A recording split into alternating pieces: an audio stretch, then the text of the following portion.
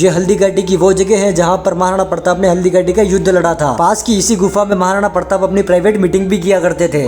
जैसा कि अभी मैं उदयपुर की गोगुंदा तहसील के जसवंतगढ़ गांव में आया हुआ हूँ। इस गांव में आने का मेरा मेन मोटिव यही था कि मैं यहाँ से महाराणा प्रताप की धरती को एक्सप्लोर कर सकूं। वैसे तो हल्दी घाटी उदयपुर से पूरा 42 किलोमीटर दूर है और उदयपुर से हल्दी घाटी आने में लगभग 1.5 से 1.5 घंटा ही लगता है। और सच बताऊं तो मैं उस जगह पर जाने के लिए बहुत ही ज्यादा क्यूरियस हूँ। तो जल्दी से बिना टाइम वेस्ट करे तैयार हो जाती है और चलते हल्दी घाटी की पुण्य धरा को देखने के लिए। ये रही हमारी हायाबुसा, ये रहा मेरा मित्र और ये रहा मैं। फिलहाल जिस विलेज में मैंने स्टे किया था उसका नाम है जसवंतगढ़ और यहाँ से हल्दी घाटी का रास्ता पूरा 25 से 30 किलोमीटर के बीच में है। कल ही मैंने पढ़ा था यहाँ के लोग जिस पहाड़ी पर रहते हैं वो माउंट आबू से भी ऊंची पहाड़ियां हैं। यहाँ आपको हर 400-500 मीटर पर एक नया मंदिर देखने को मिलेगा। कोई छोटा सा डीजे पड़ा देखो, वो नीचे दिख रहा होगा वहाँ पे।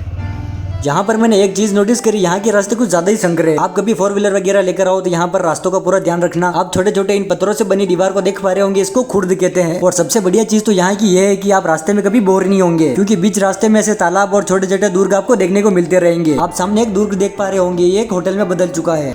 हल्दी घाटी, हल्दी घाटी, हल्दी घाटी सामने। ये है हमारे वीर शिरोमणि महाराणा प्रताप का म्यूजियम। बेसिकली इसकी फीस अभी 120 रुपए है। इसके अंदर आपको बहुत सारी चीजें देखने को भी मिलेगी। टिकट क्या चल रहा है अभी? 120 पर ले जानी पड़ेगी ये गाड़ी को। ये देखो मैं तो आज पहली बार देख रहा हूँ। पार्किंग में पता नहीं लगेगी, पार्किंग के 10 रुपये लेंगे मेरे को लगता है शायद।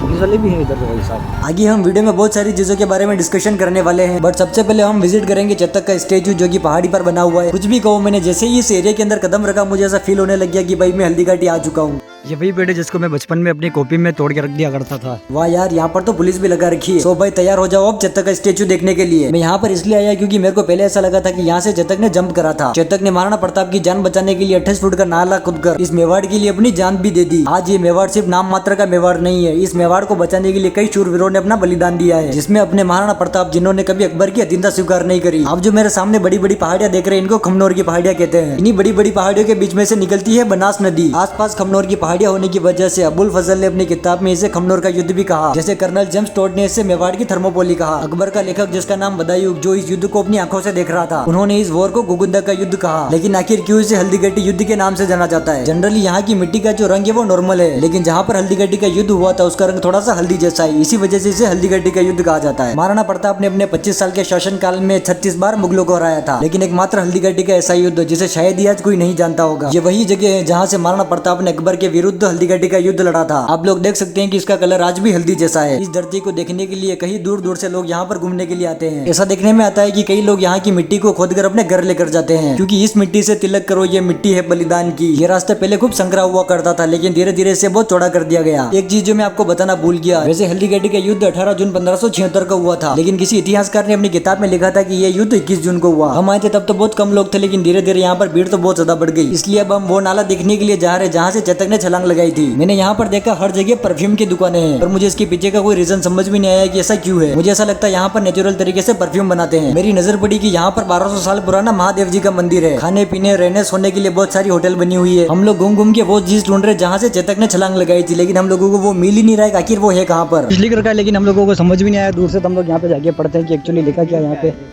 यहाँ लिखा संरक्षित स्मारक।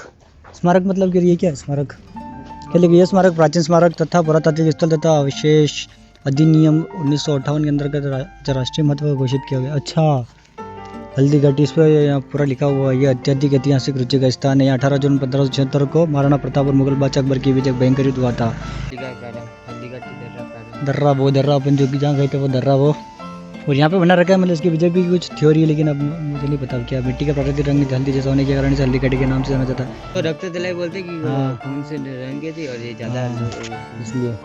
चलो आपको घुमाता हूँ महाराणा प्रताप की गुफा, जहाँ पर महाराणा प्रताप अपनी प्राइवेट मीटिंग किया करते थे। यहाँ पर 3 चीजें पढ़ने के बाद मेरे दिमाग में आती है। सबसे पहली तो ये है कि महाराणा प्रताप अपनी पूजा आराधना भी यहीं पे करते थे। सेकंड, अपनी मीटिंग वगैरह भी यहीं पे करते थे। लास्ट वन इज, युद्ध के दौरान जो सैनिक घायल हो गए थे उनका ट्रीटमेंट भी इसी गुफा में हुआ था। गुफा के अंदर महादेव की शिवलिंग रखी हुई है। सामने ही माता जी की मूर्ति पड़ी हुई है जिनकी महाराणा प्रताप आराधना किया करते थे। थोड़ा सा लेफ्ट में देखने से दिखता है कि यहाँ पर हनुमान जी और गणेश जी की भी मूर्ति बनी हुई है। एक चीज जो मैंने आपको बताई थी, यहाँ पर प्राइवेट मीटिंग भी होती थी। वहाँ तक पहुँचने का जो रास्ता है उसे आज ब्लॉक कर दिया गया। आप लोग सामने देख सकते हैं गुफा है, लेकिन आगे जाने का कोई रास्ता नहीं है। पता नहीं किस टेक्निक से इस गुफा को बनाया, पता नहीं किस तरीके से ये सारे दुर्ग बने हुए हैं। दूर से देखने पर ये मिट्टी लगती है, लेकिन पास में जाने पर ना तो ये मिट्टी दिखती ना ही पत्थर दिखता है। हो सकता है महलों को बनाने के लिए भी इन्हीं पत्थरों का यूज किया हुआ हो। एक चीज जिससे मुझे बहुत ज्यादा बुरा लग रहा है कि मैं आप लोगों को वो दर्रा नहीं दिखा पाया जहाँ से चेतक ने छलांग लगाई थी। ये लो, हवा के चलते इसने फिर से अपनी टोपी उड़ा दी। आज के लिए बस इतना ही, मिलते अगले ब्लॉग में। तब तक के लिए सभी को जय हिंद, जय महाराणा प्रताप, जय श्री राम।